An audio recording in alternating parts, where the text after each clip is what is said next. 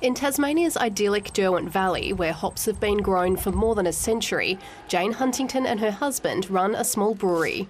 They're signed up to the compulsory container deposit schemes in 4 states, but don't sell into the territories to avoid the paperwork of another 2 schemes. The unintended consequence, I think, of these schemes across Australia are that we are heavy in red tape and compliance. If a beverage producer wants to sell into a state or territory that has a scheme, they must register each product. That applies to every unique container, even if it's the same beverage, just in a different size bottle. If they want to sell that product across the country, that means being registered with each scheme separately.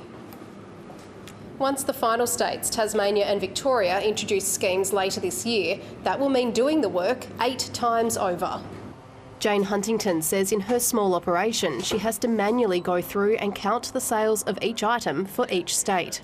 I'm sitting there spending, valuable time trying to negotiate just so that I can be compliant with their systems, and then paying an invoice for $3.52.